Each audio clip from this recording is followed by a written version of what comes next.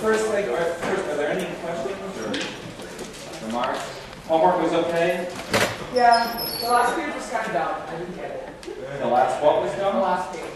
The last page. My page or your page? Your page. Aha, yeah. Well, it's a good thing I stopped there. All right, so the first thing I should tell you is that, where is everyone? Right here. There are a lot of people missing. Is that because of spring break? People just skip the last class before spring break, as if it didn't count, as if it didn't matter, as if I hadn't worked and slaved over the lecture I'm about to give.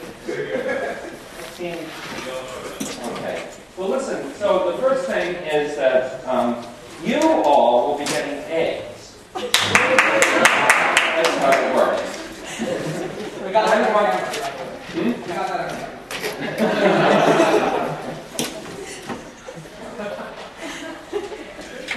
So if you have friends who aren't here, make sure and let them know. And then you will be getting the A. Just take a class.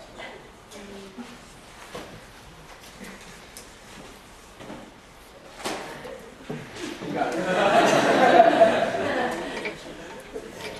So we left last time looking at a variety of ways in which words are made. And those ways always involve, as it happens, bringing together two morphemes, one of them free, so one morpheme that could stand by itself as a word, and the other one bound, so a morpheme that, by the way, I have to wear this microphone because the sound person isn't here, so I realize there's only 12 of you here.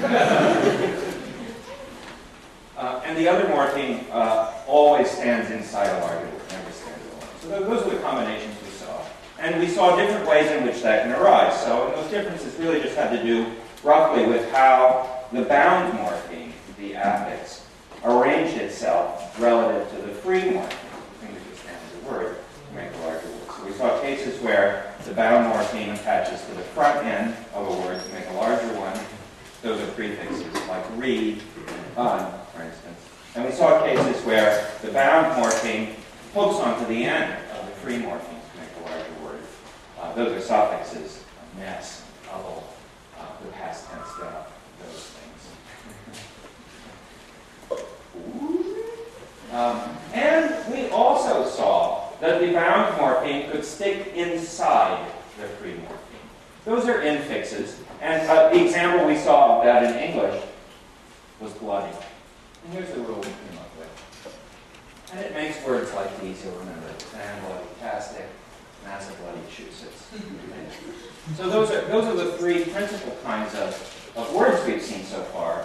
Rules bringing bound bits together with free bits to make larger words. It's also possible that the rules that build words can take two morphemes, both of which are free, both of which could by themselves stand as a complete word. And I thought I'd show you a few of these sorts of examples today from English. So the first of these is going to bring nouns and verbs together, and the resulting word will be a verb. So here's some examples. Body, build. Bird, watch. House, paint. So in each of these examples, we have a noun here, body, bird, and house. And we have a verb here, build, watch, and paint. And the resulting word is a verb, house, paint, bird, watch, and so on.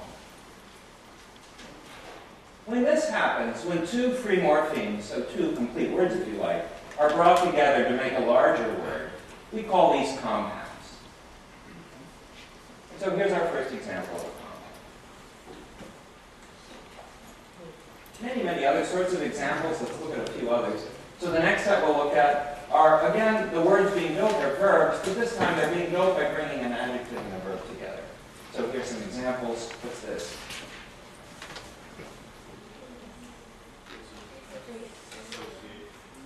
What's this? Reassociate. Yeah, what's this? Fine tune. Yeah, what's this? Double book. Okay, So the first word is an adjective, free, fine, double, as in, she is fine. fine. And the second word is a verb. Well, you guys are great. You laugh at every one of my lame jokes. Here's another step. These will be compounds made by bringing adjectives and nouns together. And the resulting word will be a noun. So we have blackboard, adjective, noun. Gooseberry, goose. Very strange kind of berry. Hot dog, adjective, noun. Okay? These are all nouns. So gooseberry is something you eat, I guess. Blackboard is something you write on. Now, stand up. No. I actually can't goose you in the film. But it's also... it's like, okay, moving on. Plus, oh, she's here. Please take this damn thing off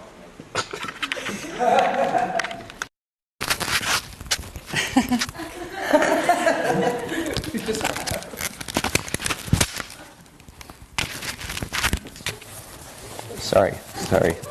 I should have washed a little better under my arms. Was the speaker still on? I sweat a lot in front of the class. It's just the way it is. Okay. Very nice. Thank you. You were the only one close enough to see. Verb plus noun make noun. Okay, so here's some examples. I hope these all work. Cut is a verb. Throat, a noun.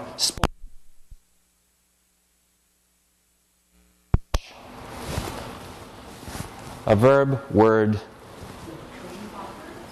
Watchword? Watchword? Do you know this word? It's a word You make it up? Yeah, I can make them up. Listen, I have a license, okay?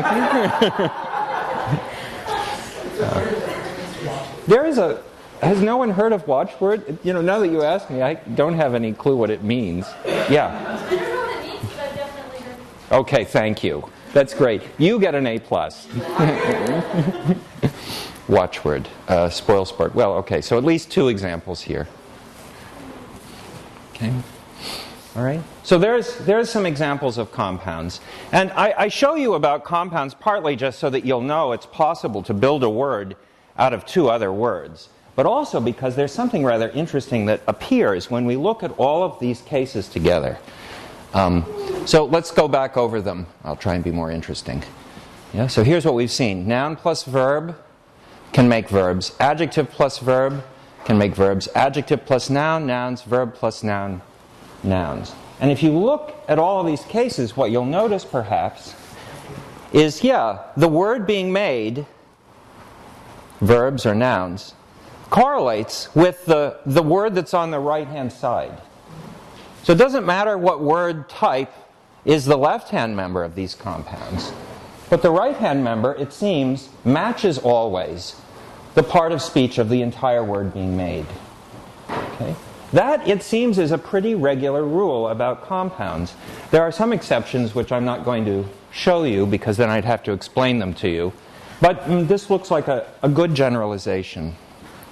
Yeah? So what we have is something like this. So like basket weave, another noun verb compound, it looks like these two match. Remember, this is a way of representing the constituent parts of a verb. The two morphemes here are lined up in that way, and they make together a larger word here, a verb. Okay? Looks like a generalization. Double book, adjective plus verb. Still a verb on the right-hand side. This thing's changed its part of speech, but the result is, well, matching the right-hand side, a verb.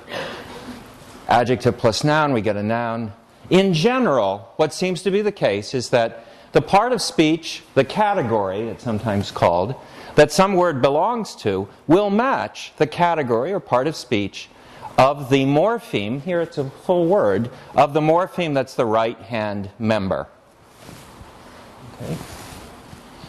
We call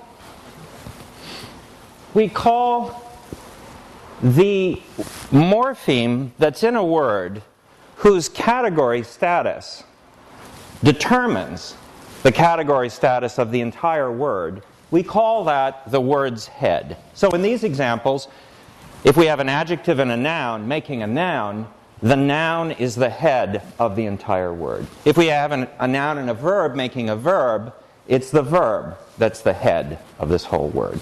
Okay, so just a piece of terminology to name that morpheme in a word whose part of speech matches the part of speech of the entire word made. And what seems to be true is that in general, it's the morpheme that's on the right-hand side that functions as the head of the entire word. Okay? Yeah, sorry. That's the head. And what's the other one called? The toilet. Is that okay? Can we just do that? Yeah. The urinal. Yes.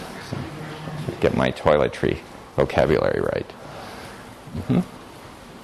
Okay? So that looks to be a generalization about the arrangement, the relationship between the words being made and the morphemes inside them. And we can see that when we look at words that are built from two full words, because we know independently what part of speech each of those two words belongs to. So we can see this generalization. When we turn back to the cases we started looking at, these are all cases where only one of the two morphemes that's being brought together is a free morpheme, is a full word. In those cases, the other morpheme, because it never stands alone as a word, we cannot easily determine what part of speech it belongs to. So we can't, in the other cases of word formation, like builder or likable, see whether it's still true that the part of speech of the whole word matches the part of speech of the morpheme that's on the right-hand side. But I want to try to convince you it is still true, though harder to see. So let's go back and look at our cases. Okay, so these are some of the words we learned last time. Here are situations where we have a prefix that's attaching to a part of a word that belongs to some part of speech. And look, the word made always matches. Re plus verb, rethink, makes a verb. Un plus adjective, unhappy, makes an adjective. And un plus verb, unzip, makes a verb. Okay? So in those cases where it happens that the morpheme that's on the right-hand side is a word by itself, and so we can tell what part of speech it belongs to, this looks like it still works, the fact that the head of the word is on the right-hand side. And now let's look at what happens when the two things we bring together, put the free morpheme first and the bound morpheme second. So here are the cases we saw. Yeah. And there's two classes, so I have to talk to you about them separately. So this class, so these are like doable, rollable, builder, and badness. Okay. In these cases, the word that the affix attaches to belongs to a different part of speech than the word that's being made. Usable is verb plus able, and it's an adjective when put together. Ing onto a verb, rolling, is an adjective. It's a verb that ing goes on. Okay.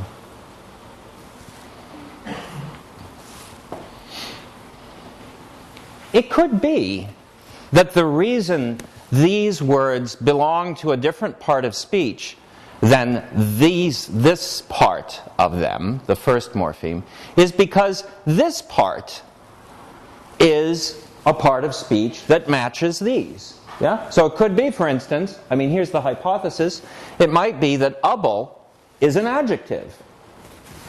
Ing, adjective too. And ness, both nouns. if these were adjectives and these nouns, then the fact that the resulting word, the word made from hooking these onto the ends of other things, are adjectives and nouns, would follow this pattern.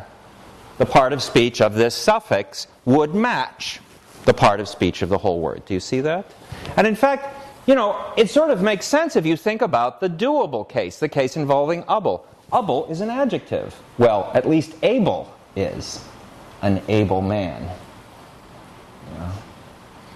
And this derives historically from verb plus adjective. So in this case, we can even see that there's a free morpheme, the word able, that is an adjective that this might be related to. Do you see? But sometimes, of course, we don't get this switch. So it isn't that the part of speech of the word that's built is different from the part of speech of the morpheme on the left-hand side. Yes. Sometimes they match, as in the that means more, badder, and the past tense da, called, and the plural za that you looked at in your homework assignment for today. In these examples, in all of these, this suffix attaches to a part of speech that matches the part of speech of the resulting word.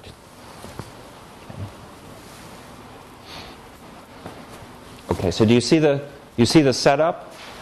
So if bound morphemes belong to parts of speech, adjectives, nouns, and verbs, we might imagine that the reason these guys are different parts of speech than the morpheme on the left-hand side is because these suffixes are these other parts of speech, adjectives and nouns.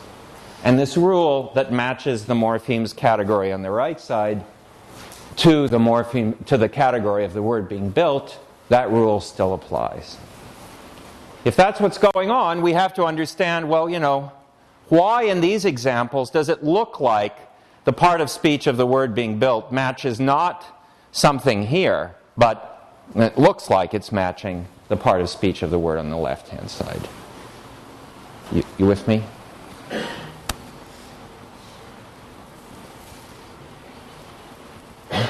Here's the generalization. Prefixes never change the category of the words they're building. Whatever they attach to, whatever part of speech that is, the word that's created will be of the same part of speech. That looks like a generalization.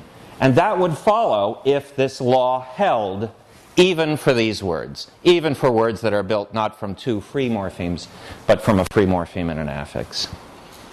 Suffixes, sometimes they do change the category of the word, and sometimes they don't. And so we might want to understand, well, why do they sometimes and why don't they others? This generalization about the head of a word being the morpheme on the right-hand side is called the right-hand head rule. Okay? And that pattern that distinguishes prefixes from suffix, that pattern would be explained if the right-hand head rule applies to words built with bound morphemes as well. Okay? So it would look like this. Able is an adjective, hooks onto a verb, right-hand head rule tells us the result as an adjective. Is a noun, hooks onto a verb, right-hand head rule tells us the result is a noun. Re and un, we don't know what part of speech they are. The only way we could tell is if they happen to end up on the right-hand side of the word they're building, but they don't. They're prefixes. And in these cases, the part of speech of the word is always the same as the free morpheme, which happens to be on the right. Okay. That's the situation that might be showing up here. Okay.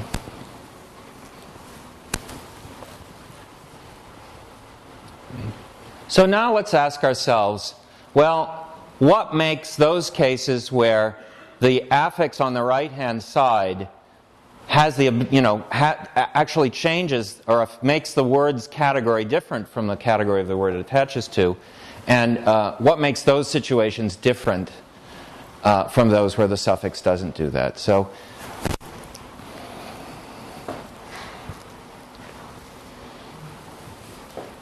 here's the way we would now map this. So we could imagine that what the rule does is it just says able suffixes onto a verb, and we need no longer say with the rule that the resulting word is an adjective. The right-hand head rule will tell us that it's an adjective, as long as we know that able is an adjective.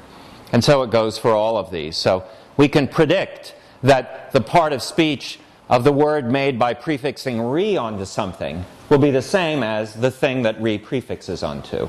So saying that re prefixes onto a verb is enough, by way of the right-hand head rule, to predict that the result is a verb too. Okay? So it looks like all you need to know are what the parts of speech of these two morphemes are and which ones can go together. What kind of word is made? Yeah, that's just a general fact. Except maybe for these cases. Yeah. The cases where the suffix does not seem to have an effect on the part of speech of the word being made. Okay, so let's look at these three cases. These are all situations where the part of speech of the word being made seems to match not the morpheme's part of speech, at least it never changes. It seems to match the morpheme on the left-hand side's parts of speech. This is the suffix that forms the past tense of a verb. So from bore, like what I'm doing right now to you, we would get bored. From shoe, we would get the new noun shoes. And from bad, we would get what I constantly am striving for, badder. Okay. Yeah. Of course, one thought could be, maybe it's just accidentally the case that these suffixes, parts of speech, happen to be the same as the part of speech of the word that they're attaching to. So, maybe this law-like relationship between the part of speech of the morpheme on the right-hand side and the part of speech of the word being made still holds, and it just happens that past tense duh is a verb and plural za is a noun, and comparative, as it's called, is an adjective. Could be like that. Can't tell what these are otherwise, so maybe that's what's happening. But as it happens, there's something that makes all three of these affixes different than all the other affixes we've looked at so far. And this difference makes us think that there's something else going on here. So let me show you what these differences are. What makes these particular suffixes strange, odd, different from the other suffixes and prefixes that we've looked at.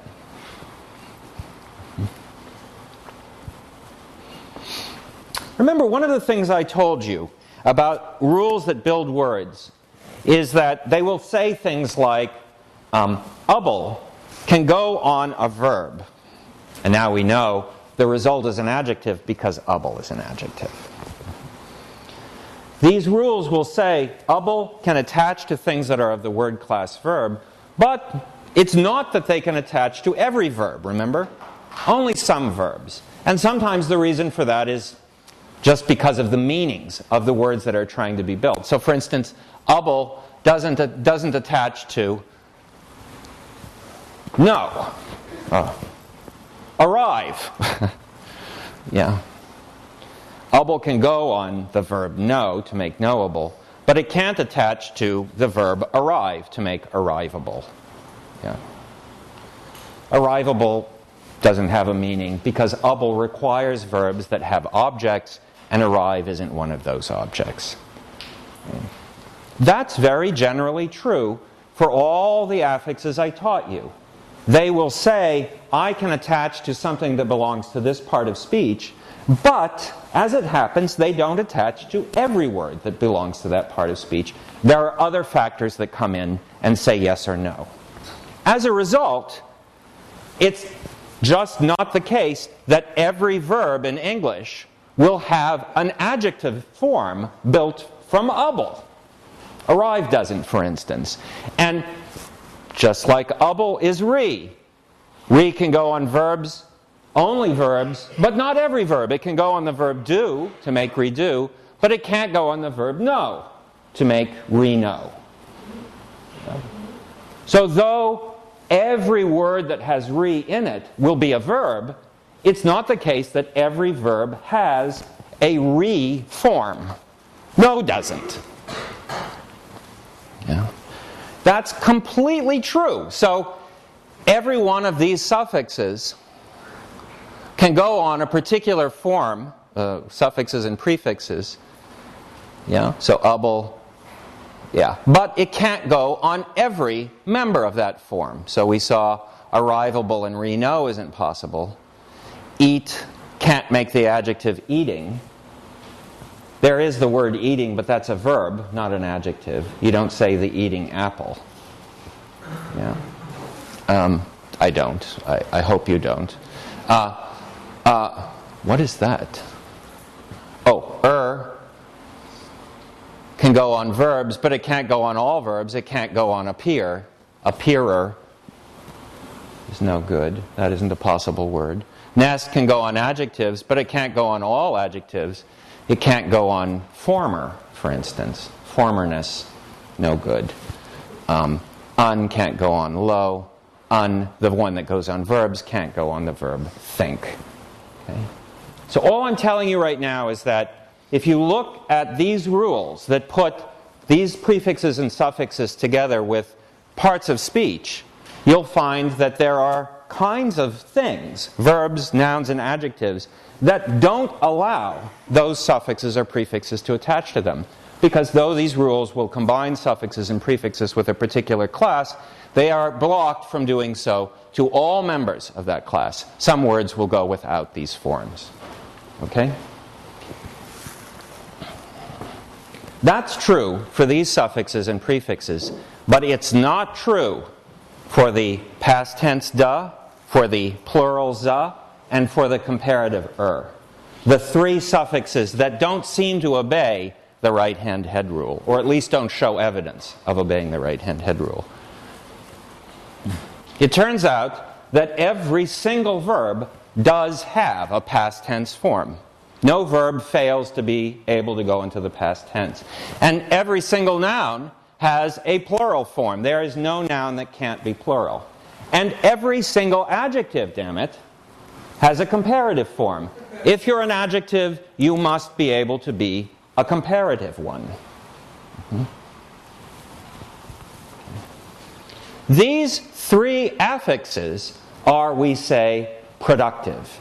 They attach not just to a particular word class, but they attach to every member that belongs to that word class, though there's an important caveat. Let me show you the caveat. So let's look at the past tense case. Every verb, as I said, has a past tense form, and what I've taught you is the suffix da makes past tense verbs.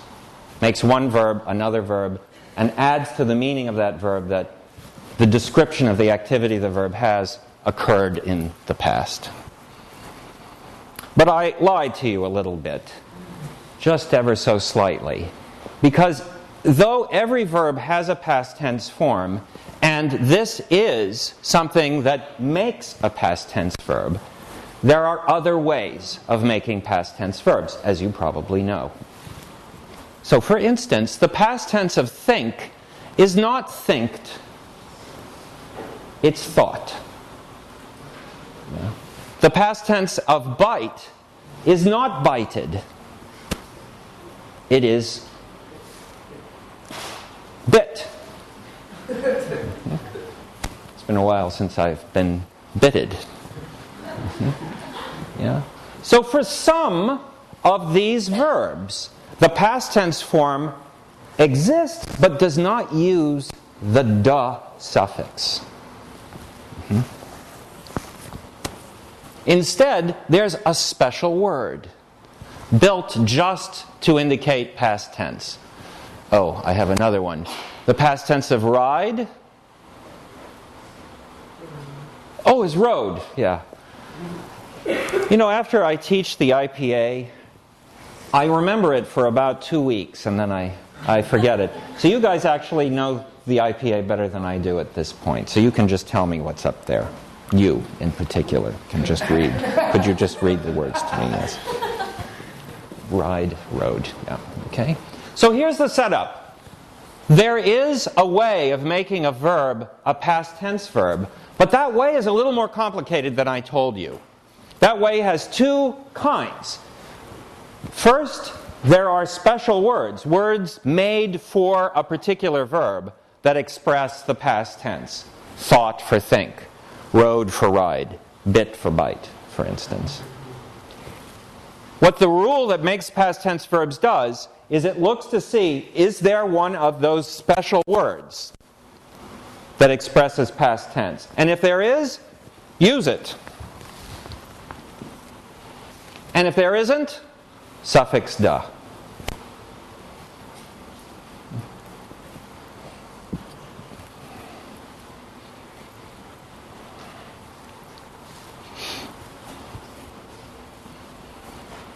We think this is the rule in your head. It's kind of complicated, as you can see. It's got these two parts. And one of the reasons we think it goes like this is because if you teach English speakers a new verb and ask them or force them to put that verb in the past tense, they'll do this. They won't make up a special form, usually. Some people are crazy. Yeah. Sir? Do other languages have Yeah, this is very. Now this deserves a round of applause, I think. And what's your name, ma'am? Yes. Okay. do other languages have this specialized rule, Albert rules? Yes, they do. Yeah. So we kind of make rules of ourselves if we went to another language and tried to just do the general. Some languages just have this general rule. Other languages, like English, have these two steps. The fact of the matter is, there's a story here that's historical. So those forms that I showed you, like thought from think, this used to be the regular way of forming a past tense verb in Old English, or Middle English, or some older form of English. And these words just hung around in the community of English speakers, thought and think, and they are preserved. So what we're seeing here really is your lexicon of words has inside it remnant words that were once the products of a regular rule, historically. So that's what's happening here. This is really the rule in English. But as it happens, there are some of these damn words hanging around from the Middle Ages that are getting in the way. Okay? And that situation holds in other kinds of languages too.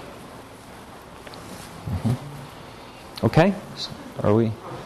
Exactly this story holds for the plural za as well. So let's look at that next. So I told you, you add za to the end of a noun to signify that the noun is plural, that it refers to more than one of the thing that it names. And I'm telling you now that every noun has a plural, but just like the past tense, there's another way of making plurals. For instance, the plural of child is not childs. For some reason, it's children. Actually, the plural of child is a nightmare, but that's another story. The plural of deer, well, I could say there's a lot of deer in my yard, can't I? So I could also say there's a lot of deers in my yard, but then I'm kind of telling you there's a lot of different kinds of deer, aren't I? Fish is the same. So like I could say, I had a lot of fish last night. Burp. But I could also tell you that I had 3 fishes. And, you know, maybe I'm telling you that I had 3 different kinds of fish? Or is fishes a real, just mean? Anyway, the point is that this could be a plural of deer. Yeah. So just like the past tense, there are specialized words that signify plural noun. And if you're trying to form the plural of the word, of a noun, you have to use those words if they're present. Otherwise, you use the suffix za. Same setup that I told you before, and in fact the same sort of reasons for thinking this is right, because if you teach English speakers new nouns and force them electronically to pluralize them, they'll use za. They won't make up a new word. All right? And finally, the same thing is true for the comparative form of adjective. So the form that means more adjective. I told you that means that. So can be suffixed onto adjectives like bad and make badder. And I'm telling you now that every adjective has a comparative form. But just like these other cases, the rule is actually a little bit more complicated. In fact, it's possible for there to be a specialized word. Like the comparative form of good is not gooder. It's better. Yeah? And the comparative form of many is not manier, but more. Yeah. So again, just like these other cases, English has a special form for the comparative of good and many. It's better and more. And though it sort of shows up, you can see a little bit in these special forms, it's clear that good is not just, this is not just good plus on it, right? Okay. But the comparative is a little bit more complicated because it's also possible to signify, to indicate the comparative form of an adjective not with a specialized form and not with the suffix but with a whole other word.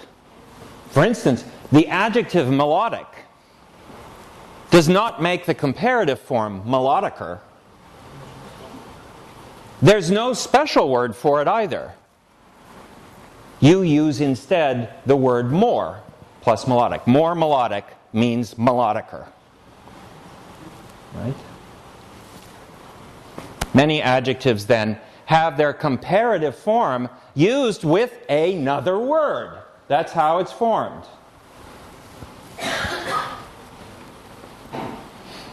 Knowing when to use more and when to use is a little hard to figure out. So let's look at a few cases. So, what's this? Yeah, I am one of those. And what's this? Yeah. Here? Yeah. Yeah. Yeah. Yeah. Crispy. And this? Yeah. Okay. So here are some adjectives where the comparative form uses Okay. And now, and this one too. What's this? Yeah.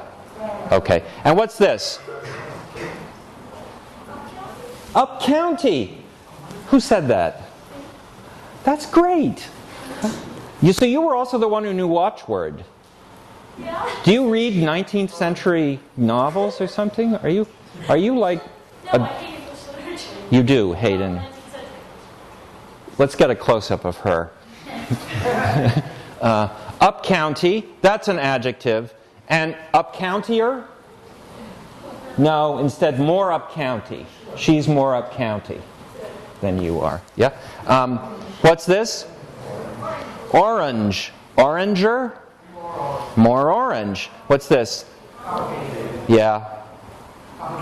No good. More complicated. This? More impossible, not impossibler. This?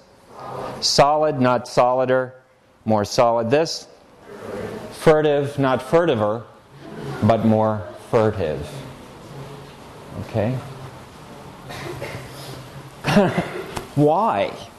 What makes these cases different from these cases? Well, if you look at these, they tend to be a little longer, right? So like a rough first guess is something like, if the adjective's kind of short, then you can use And as it gets longer, you can't use you have to use more. The more collocation. Indeed, I think it's true that any adjective that has 3 or more syllables in it uses more. Can't use er. If you can think of a word that's 3 syllables or longer that uses er, let me know. So 3 is a magic number, but some, damn.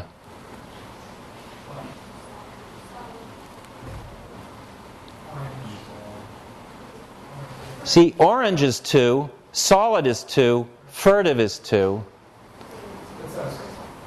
and crispy is 2. What's the difference between crispy and solid? Crispy ends in a vowel. All these other 2-syllable words have a coda. They end with a consonant. Okay? I don't know what the rule is, but here's my guess. Can only go on words that are, if they're 2 syllables, the second syllable can't have a coda. Anything smaller than that, they're fine. Anything longer than that, they're dead. Yes, ma'am? Does an orange end with a vowel? Sorry? Does an orange end with a vowel? No, it ends with ja. The adjective before. Oh, you were thinking about the E. Yeah. Say that word for me. Orange. Say it again? Orange or orange? Orange. Whichever word. What are those little... Like clementine. What's a clementine but has the color that's named after the fruit that I'm describing? What would that be? How would you call that thing? Orange. Yeah, so you end it with a ja. Yeah. Yeah. Okay. Well, maybe that's kind of a complicated rule, but maybe that's what's happening. So here's what we've got. Every adjective has a comparative form, and the rule has 3 steps. First, if there's a special word like better, use it. Second, if the word is short. So if the word is 1 syllable or 2 syllables without a coda, use er. And if both of those things fail, use more.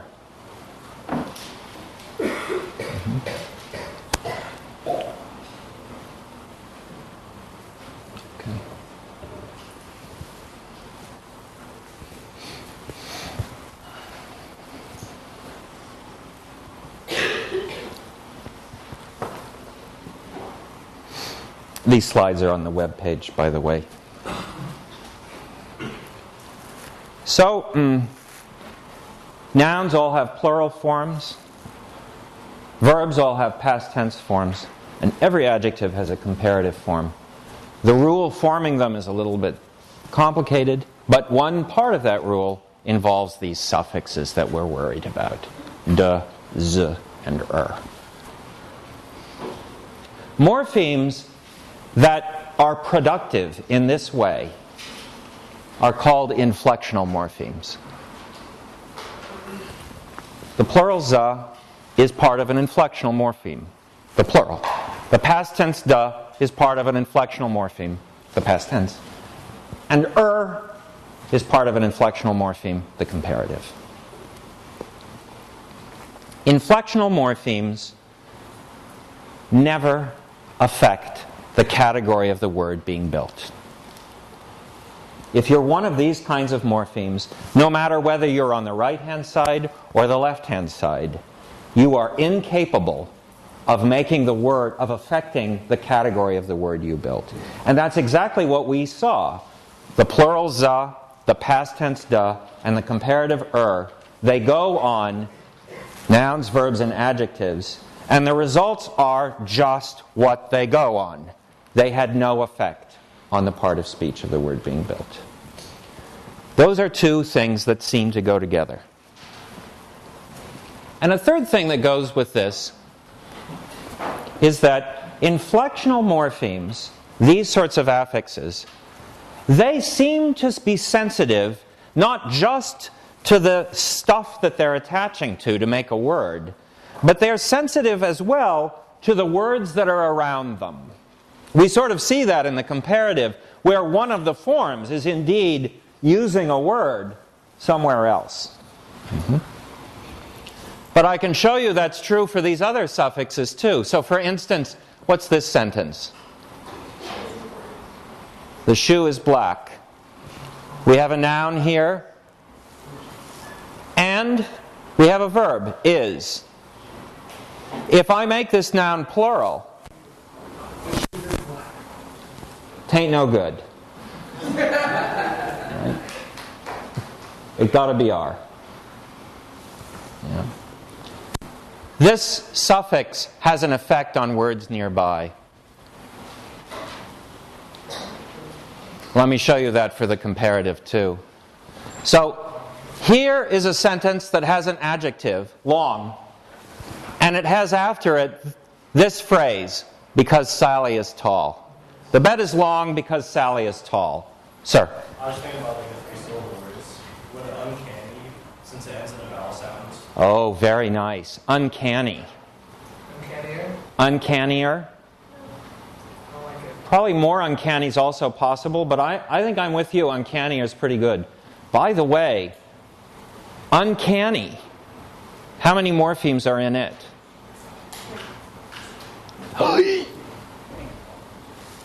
Uncanny? Uncanny? Oh, the E. You like the E as a suffix. By the way, this woman's name right here is Jen. Hi, Jen. Jen took this class A while ago. 25 years ago. And she's so nostalgic for it. Actually, she just needs a ride to the bus.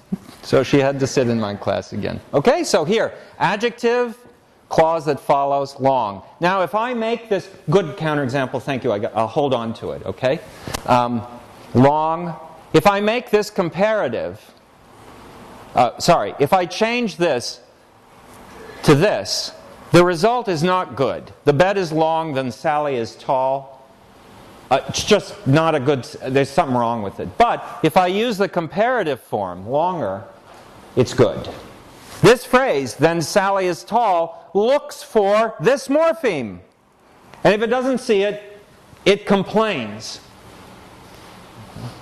Again, a sort of example that shows you that here's a case where a morpheme is having an effect not just on the stuff in the word it's building, but on the words nearby as well. And that also is a characteristic of this class of affixes, the inflectional class. Okay? That's where we'll pick it up after break. Have a nice spring break.